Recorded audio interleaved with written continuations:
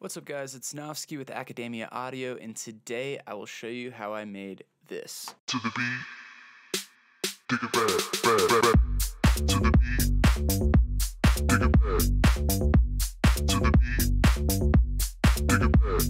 To the beat, dig it back. To the beat.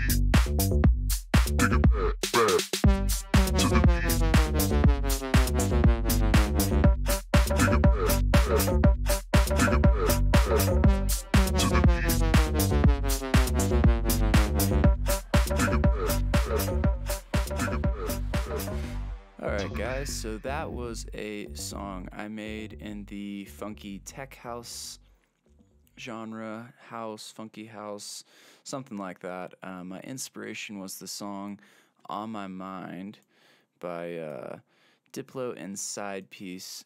Amazing song. It has a nice groove, kind of gives you an old school vibe. When I was putting this together, I kind of realized the main thing about this genre is having a killer bass line that's super groovy and catchy, and then some really nice tight drums, and then some catchy vocals, which might have not nailed the vocal part, but definitely believe I got the bass and the drums on lock. So let's dive in. So first things first, the bass bus, I have a sub going. All I got, it's our Serum preset from our Exhale Academia Audio pack. Be sure to check those out. We really strive to make these songs ready to go out of the box, minor processing needed. So if you haven't, there's a link down below. Make sure to go check that out. So I have a utility on there, I have some R bass, and I have an EQ, just holding it in that little pocket that we always talk about. Keep that sub nice and tight so when you process your top end of your bass, you don't muddy up the low end. So I have it between 40 and 105. This is what that sounds like.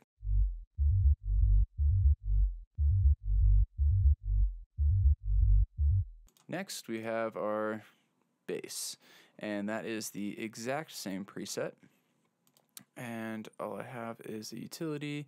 I have some saturation going. It's on the saturate and color preset, and I just cranked the drive to 41% to just give it a little more grit.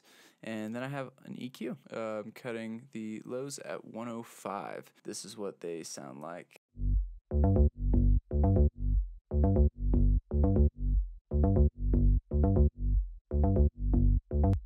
And that's it, guys. It's super easy. The only thing I have after that is a little bit compression, hold them together, and then a little bit of endless smile for automation purposes. That wraps up the bass bus. Moving right along, I'm going to go ahead and skip the synth bus for now. We'll come back to it, and let's tackle the drums. Super straightforward. I have a 4 on the floor kick drum. I have a drum fill. I have a snare clap, and then I have some hi-hats. So starting out with the kick, like I said, 4 on the floor, just some minor EQ work. Next, I have a drum fill just coming in, and then just little stutters throughout the drop. Then I have a snare and clap combination. Snare, and this is the clap. And if you notice, I did shift them off of each other, 1, to give it a nice swing, 2, so the transients aren't right on top of each other, because when that happens, you're going to have a hard time when you go to mastering or try to compress, because there's going to be a gnarly peak right there. And so always recommend just kind of shift them off from one another, just ever so slightly, makes a huge difference. And then I also panned them ever so slightly as well, and that is the snare bus. Now, the cymbal bus was a lot of fun. So if you notice, all these are different. And the reason I did that, which is actually a trick I got from Disclosure, and he spends hours on his hi-hats, and they're never the same. They always have a different velocity, or they're actual different hi-hat, or they shift off the grid just ever so slightly differently on each one. By doing this, you are able to get some nice, unique, natural sounding hi-hats and really establish a groove. So if I were to take just the same hi-hat at the same velocity and paste it on the grid across the whole song, it's going to sound really digital and boring, right? Those songs that start playing and you just naturally want to move your shoulders and tap your foot and just kind of, it has that groove. This is why. It's because there's swing on the drums, there's different velocities, and it sounds amazing.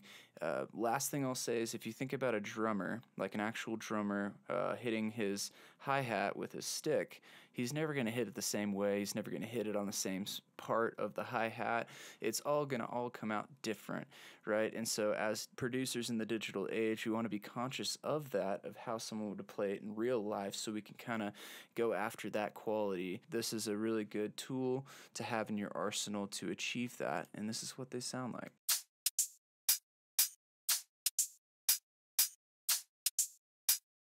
Next, I bring in some perks in the second part of the first drop, and this will make a lot more sense when we go over the lead, but this is what they sound like. What that is doing is it's actually following the lead sound. So let's dive over to the lead and so you can see what's going on. So this is the lead, and all that's going on here is I took a preset from our Exhale preset pack, and then I rendered it out as a one shot. Then I took that one shot and I came up with some grooves. So I'll start with this one because this is the one that goes with the perk that I have down below, but this is what it sounds like.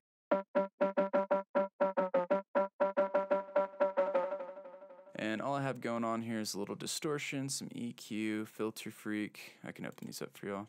Distortion, EQ, filter freak, and then endless smile for automation right at the very end, which this sounds really good. But then when you combine that with this perk,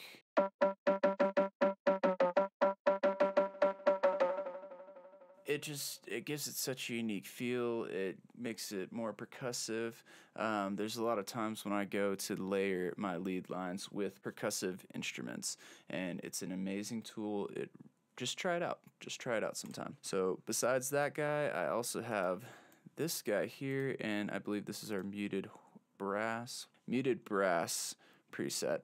And I rendered it as one shot, and then I established this groove in triplets, and I did a automation curve with the pitch. So that's why I rendered it out to audio. So let's hear that. And that is it. And if you notice, there is absolutely zero processing on this. Like I said, we really try to have our Serum presets in our Exhale pack or any preset pack that we come out with to just be sounding ready to go, ready to plug in. The only reason I have some processing on this one is I was changing the sound. I was trying to make it sound super unique. So, and completely different from the original sound. So this is what they sound like together.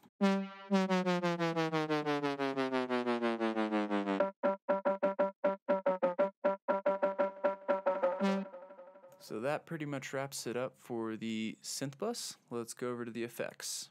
The effects, I have a little breath one shot, and that's just going at the same time of the perk and the lead, and it just kind of adds a little variety in music terms. So there's one lead line, and then there's an answer, and then it repeats in this section. So this is just adding to that answer, call and response technically. This is adding to the response, and this is what it sounds like.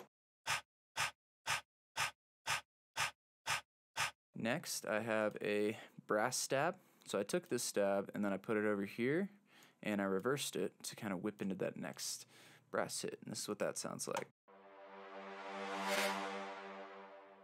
And it's just a good transitioner from the drop to the next break. Next, I have this sweep, and I do this a lot with my sweeps. I think it's a really cool fact, but you go ahead and put your sweep down, and then you go through and you chop out some part of the sample to follow the hi-hat groove. And it kind of makes a tight hi-hat. This is what it sounds like.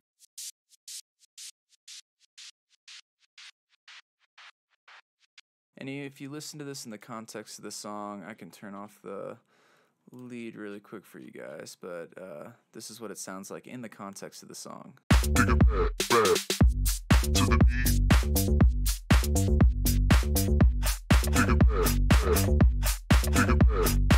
So it's kind of a replacement for that house groove hi-hat.